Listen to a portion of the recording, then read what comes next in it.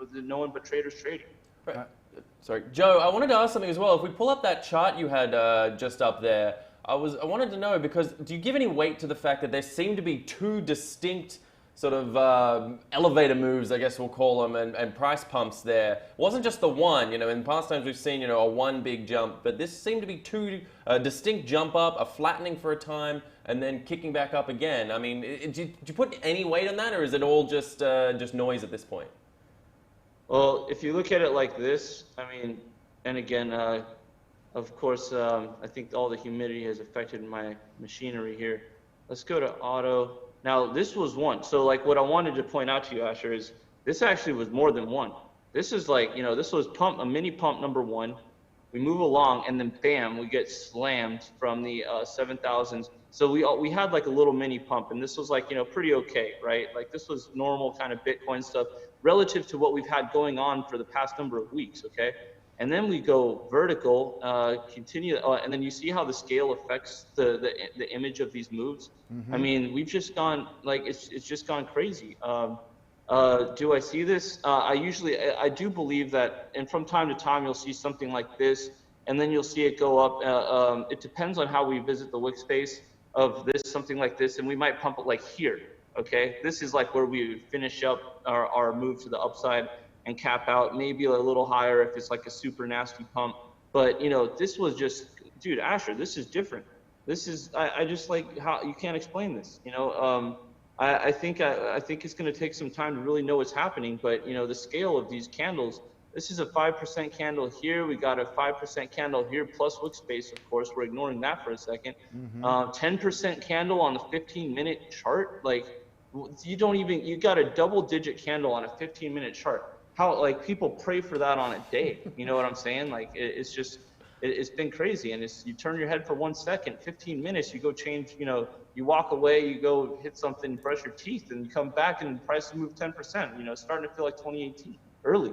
No question. I mean, this is a dramatic day. I mean, maybe if not in percentage points, this might not be the highest climb of all time. But I think when it comes to actual dollar value, it very well might be. And people are already calling it, one of the 5 biggest days for Bitcoin ever. But Joe, it's not just Bitcoin. It's across the board. We're seeing, I'm looking at CoinMarketCap right now. We're seeing Bitcoin up 30%, like I said. But everyone, Ethereum up 15%, XRP up 9%, Bitcoin Cash up 24%.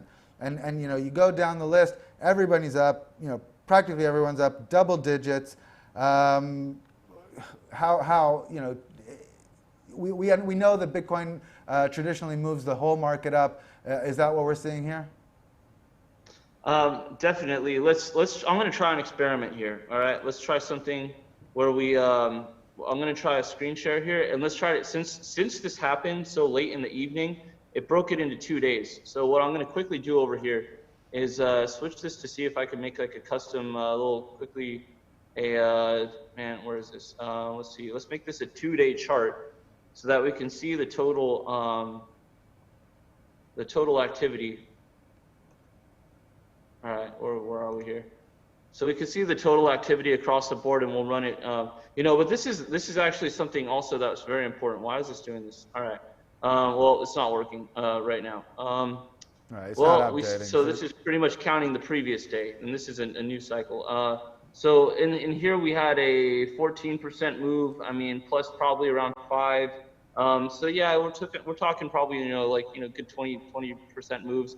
But real quick, back to Bitcoin. We were talking. Here's the weekly chart. This did happen on a weekly 9 buy, indicated by this green arrow, which has turned this candle into a green 1. So sequential did play out. I mean, in the final hours of the game. I just wanted to bring something up real quick. Yeah. I mean, we were talking about a death cross yesterday, and here it is. And now we've just, like, this is again in the late hours of the day. This is like the last bit of activity in the day, and we jumped through. So this to me is 1 day. Both of these candles combined are 1 day.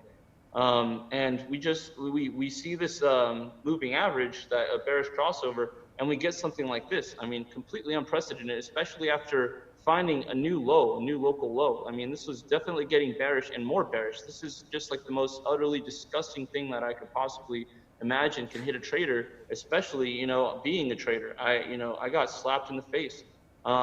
Looks like I might need to sell this laptop. I'm sorry, guys. No, Joe, we can't do that without you. But tell me, like, I mean, we were talking less than 24 hours ago.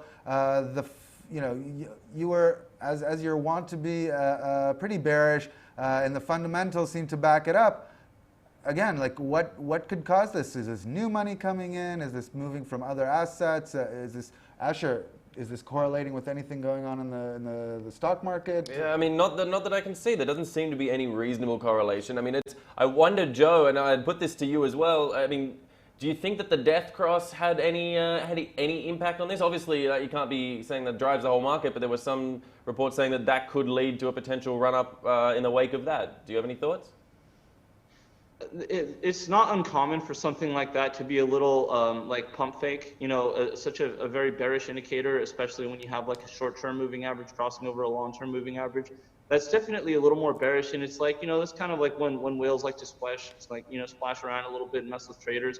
But this doesn't really have the look and feel of just simply messing with traders. I think, like, I have to say, one of the things that I really think might have to do with is, like, a tether exodus, and I think that's probably one of the strongest beliefs that I would say I have right now. I don't think this is Bitcoin by the effing dippers. We've had tons and tons of time to do that, and they've given it their all for the past number of weeks, and they've pretty much failed. So this has a very different feel to me. I can't put a finger on it just yet, and it's going to take time. And unfortunately, I'm hopping on a plane for 26 hours, or maybe even fortunately, who knows? I might need this, after all that action.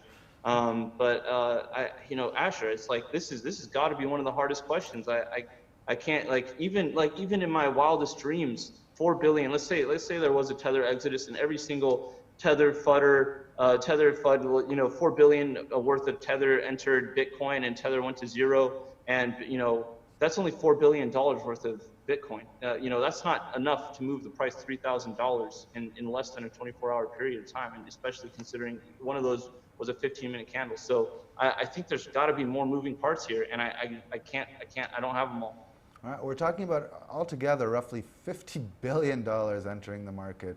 Again, if anybody, even you at home, if you have any ideas where this money is coming from, we'd love to know about it.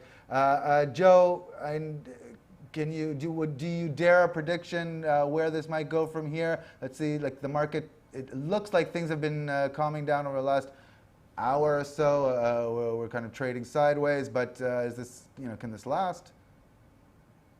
Yeah, if I was like, I have two thoughts running through my head right now. So I'm pretty much going to give two predictions, and they're both going to hate each other. Okay. One is, what happened last time we did this? We broke, we went, up 20% or so April 2nd. We cooled off for a second. We had a little run up, back to, some 5,000 range highs. And then we went parabolic to, 14,000 from 3. So, it was, one side of my head is saying, there's no way this can happen twice, where we go pull a nasty move to the upside and then go parabolic again. So there's this one part of me that's saying this can't happen again. There's something going on. We need to figure it out, whether it's state or whatever. This is real big money. Like you said, 50 billion entering the market. That's not small potatoes, and that's definitely not one moving part. The second thing is so the first thing is is this going to set us up for a parabolic uptrend? And that's like one thing that I'm really getting ready to consider. Am I going to have to become a bull now as a result of a 24-hour period of time?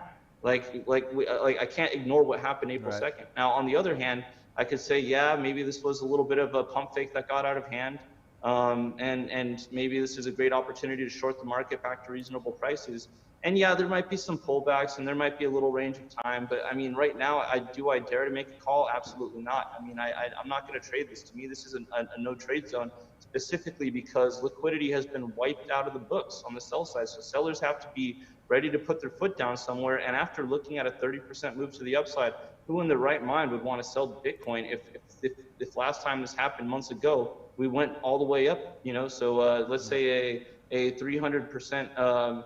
Let's say we go up 300 to 400% from here. I mean, we're talking 6 digits, you know, and I can't take that off the table anymore. You know, this is now a reality. We're coming into the halvening. Things were looking terrible, and it took, you know, less than 24-hour period of time to flip the market from a completely bearish stance into a full-blown, disgusting, you know, just the utmost bullish position that we could possibly imagine. So, I mean, we have to put both of those options on the table.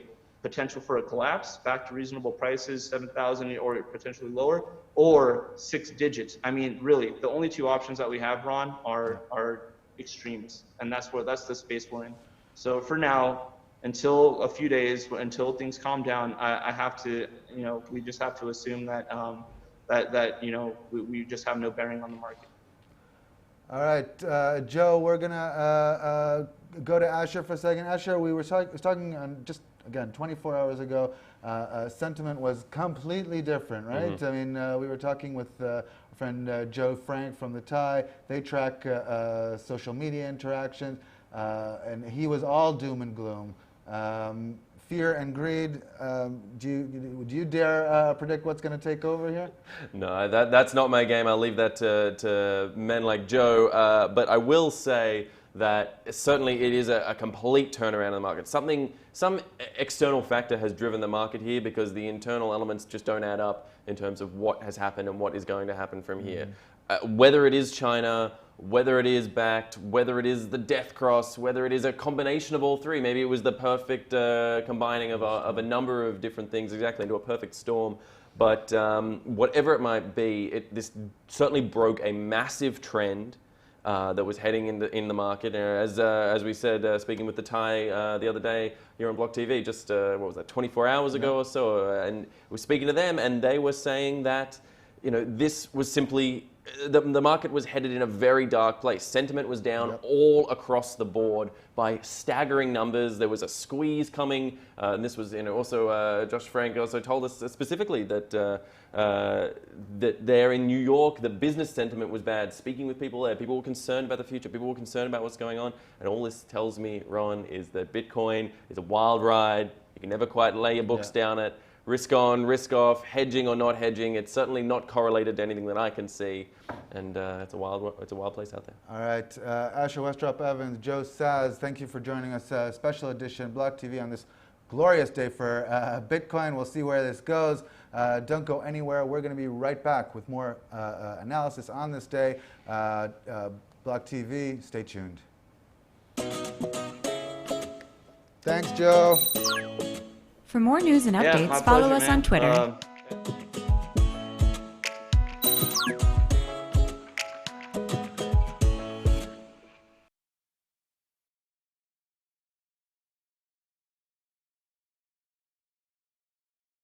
Right. I think that the cost of money transfers should come down dramatically too, and enabling that kind of competition